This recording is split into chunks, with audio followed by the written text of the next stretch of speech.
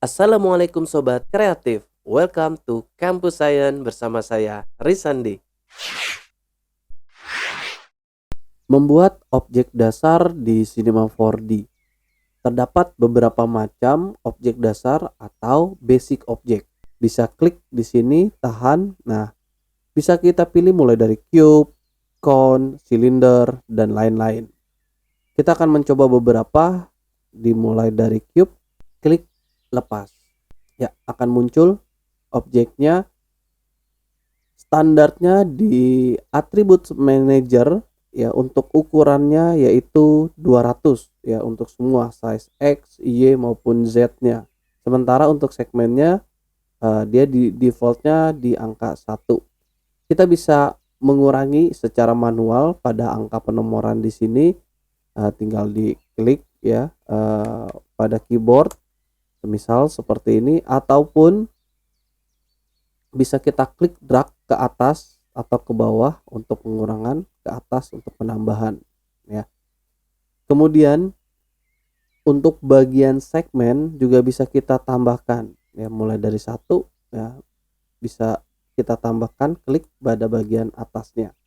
Nah, untuk bagian segmen di sini biasanya diperlukan untuk perubahan modeling ya, karena dari cube ya bisa kita bentuk ya, mulai dari barang-barang sampai ke karakter. Oke, ini untuk perubahan dasar pada cube. Saya akan geser, kita akan coba pada objek lainnya, karena saat dipilih otomatis objeknya ini akan sama ya, tepat berada di tengah atau koordinat 0. Kita coba di silinder. Oke. Pada silinder di sini banyak pilihan ya, berbeda pada cube. Di sini bisa akan kita ubah objeknya dari objek, cap sampai ke slice. Nah, untuk objeknya ada radius. Radius ini untuk besarnya pada objek silindernya ya. Kemudian height-nya juga bisa kita klik tahan, drag ya ke atas ataupun ke bawah, akan memanjang. Kemudian ada height segmentnya ya, untuk bagian panjangnya yang bisa kita tambahkan segmen seperti ini ya. Kemudian standar rotation segment, nah ini 36 ya.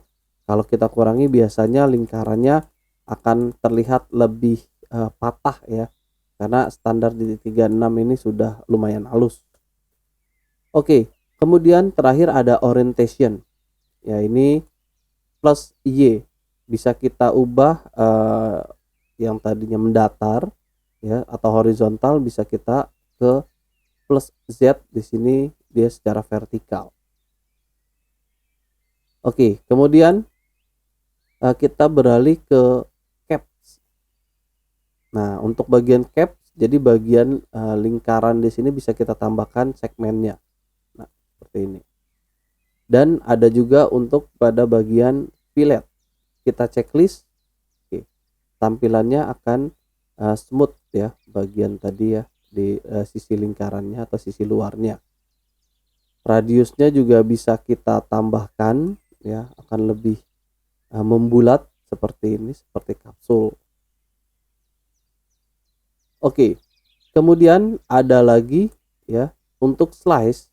Klik slice ya, di sini bisa kita checklist dulu bagian slice-nya. Oke, nah ini ada dari from sama to. Ini bisa kita tambahkan to-nya dari 180 derajat.